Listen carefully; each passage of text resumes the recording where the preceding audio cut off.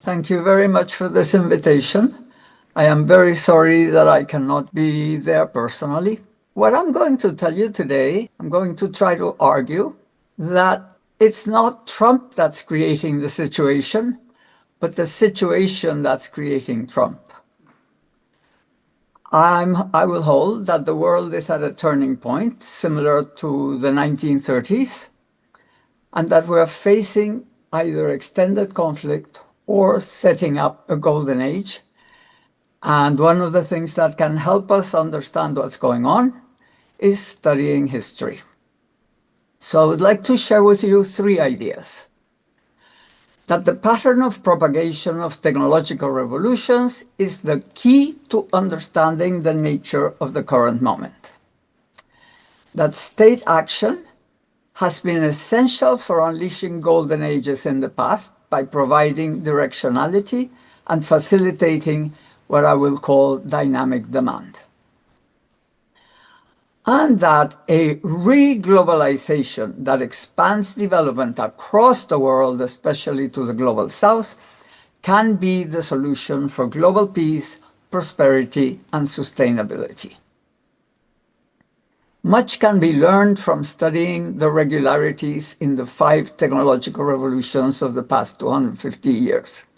From the Industrial Revolution with its machines, factories, and canals, then the age of steam, coal, iron, and railways, the first globalization, the age of steel and heavy engineering, electrical, chemical, civil, naval, and the 20th century, mainly revolution, the age of the automobile, oil, plastics, and mass production that has been rejuvenated by China, actually.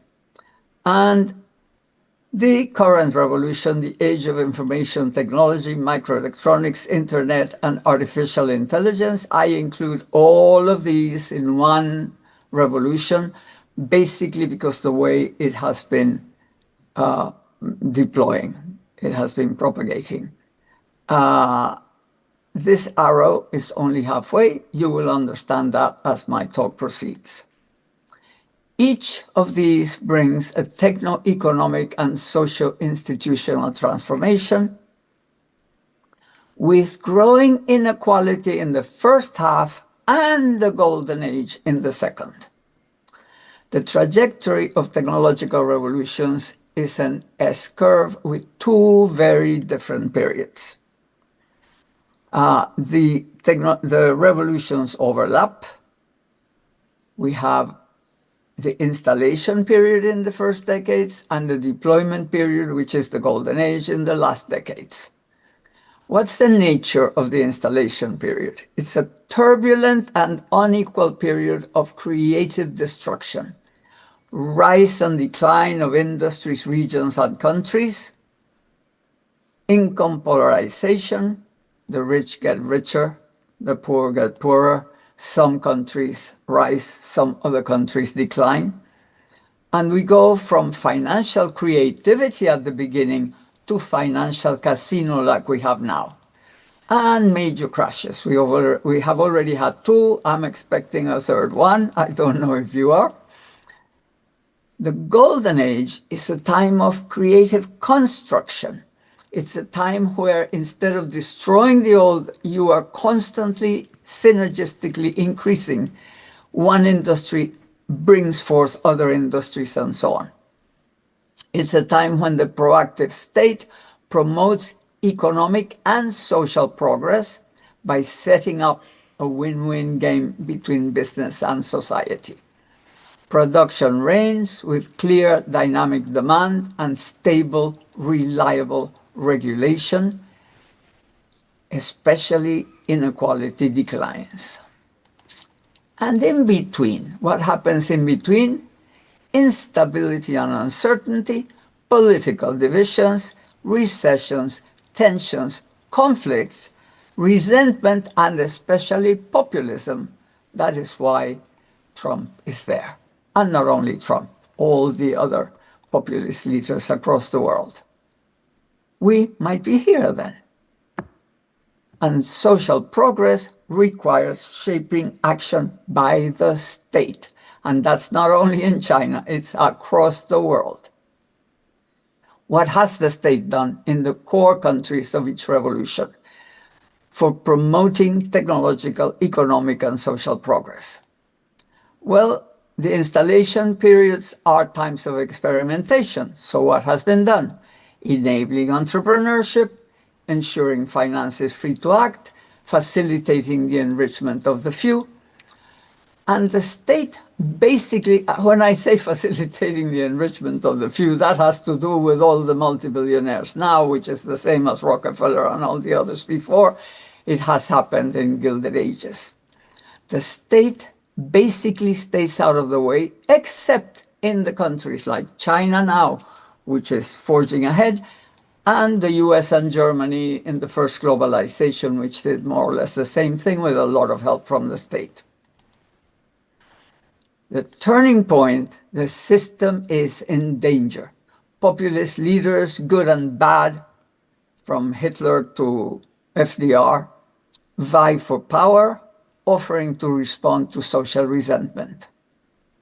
The golden ages are for reaping the fruits of the new technologies, providing a synergistic direction through taxes and policies for dynamic demand, modernizing government, regulating finance and ensuring access to it, reining finance in, reducing inequality, and guaranteeing both social and international peace. So golden ages have required bold and massive institutional innovation with explicit or implicit directionality. The golden ages are the Great British Sleep, the Victorian boom, the Belle Epoque, and the post-war golden age. Now, the historical role of the state is, among other things, about dynamic demand. Let's talk about that. What is dynamic demand? It is demand that grows at the same rhythm as the potential production capacity of the core industries of the technological revolution. Competent governments confronting inequality, popular discontent, and resentment, and facing a powerful technological potential without clear directionality, have applied a set of policies giving a socially beneficial direction to that potential and guaranteeing the availability of the appropriate demand for it. Of course, there were also colonies and other complicated things, but this is a 15-minute talk.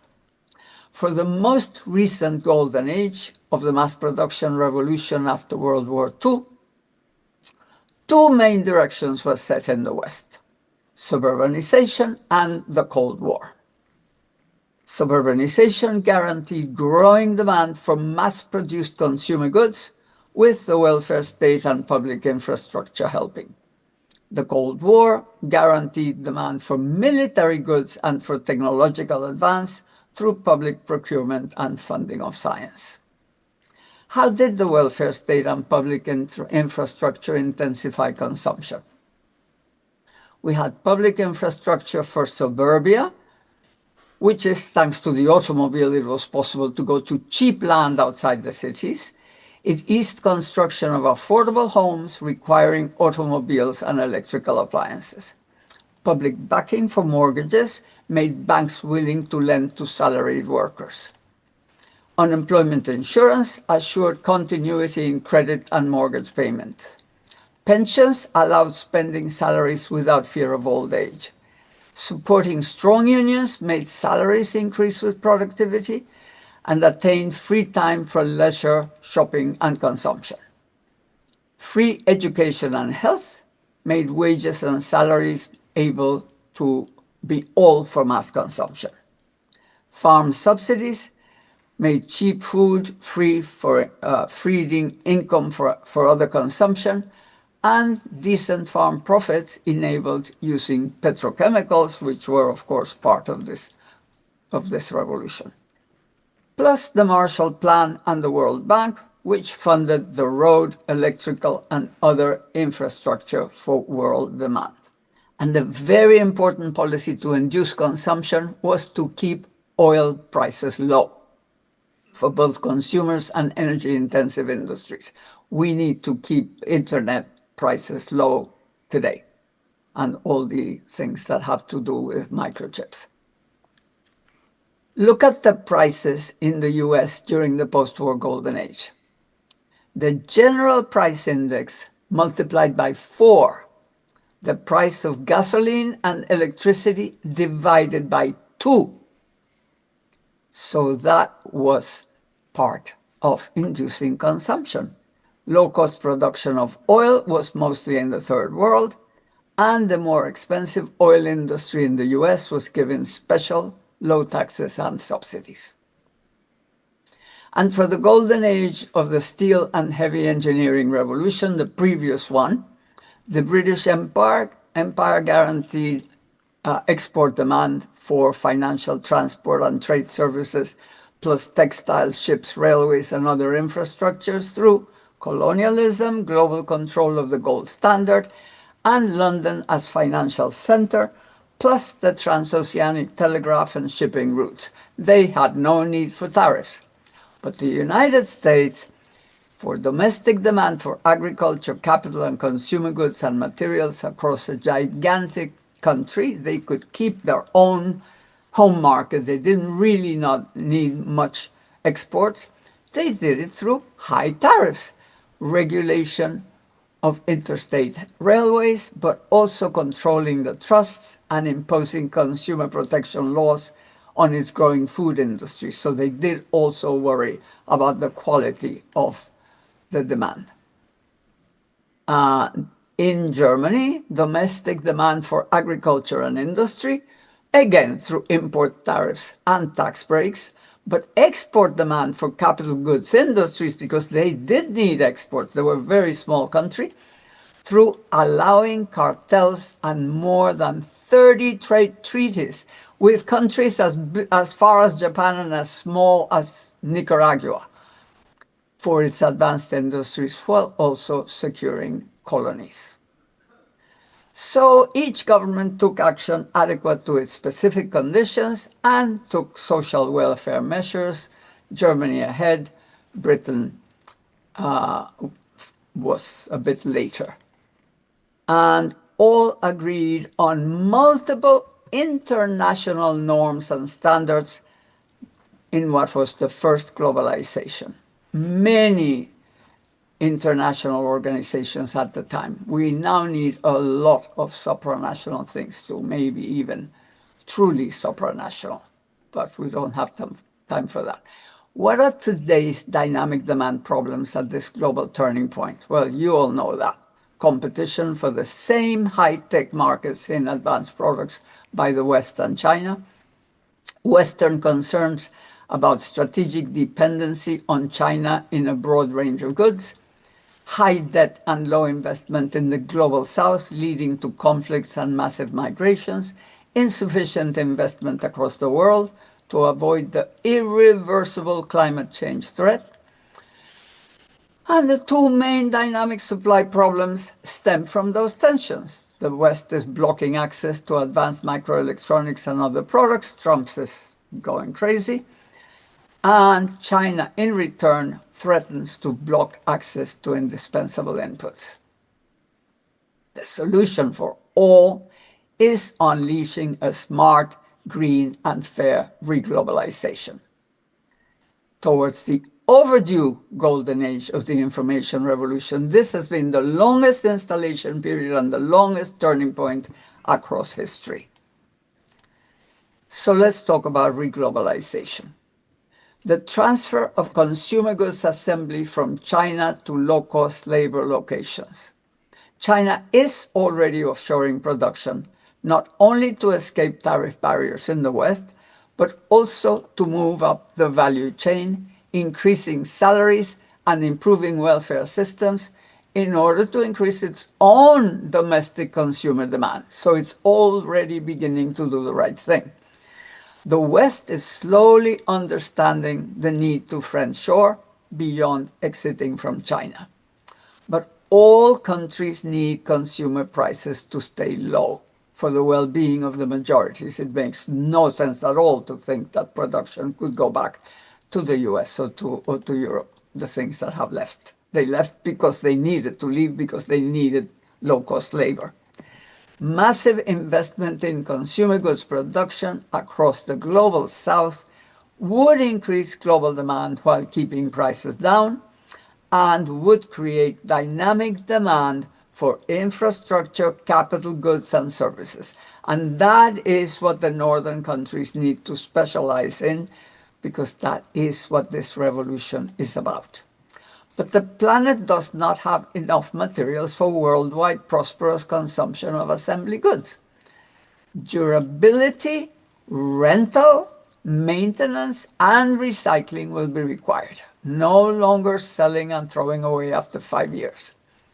Both China and the West would need regulation to make rental, maintenance, and recycling more profitable than selling and wasting. By the way, selling planned obsolescence was part of creating dynamic demand. When the market was saturated, they actually made products have some faults so that they would stop at 5 years. So even tricks like that can happen. And for software on the web to support diagnostics and 3D printing of spare parts. And that is obviously possible, feasible, and would be very convenient, because entering the consumption ladder would then become possible even with low income, and employment in maintenance would grow in both North and South. Another thing is that soon the so-called commanding heights of the economy will no longer be energy-intensive materials, but microelectronics, data, biotechnology, and new materials. It makes sense to move traditional materials processing next to mining in developing countries using local renewable energy with batteries, hydrogen, whatever innovation is necessary to make them regular. The transfer of these activities would create dynamic demand for the North in equipment, transport, infrastructure, technology, data services, as well as capital goods for renewable energy production. And the amounts to be transported would be drastically reduced and would further reduce the carbon footprint of materials. 7 ships come to China with copper ore, 6 are dirt. It makes sense to process materials in situ, and it would be a win-win game between the North and the South, and between humanity and the planet. But all this will require substantial funding, and countries are drowning in debt, while the global financial casino makes money from money not investing in the real economy, and enables massive tax avoidance, hurting their countries' economies.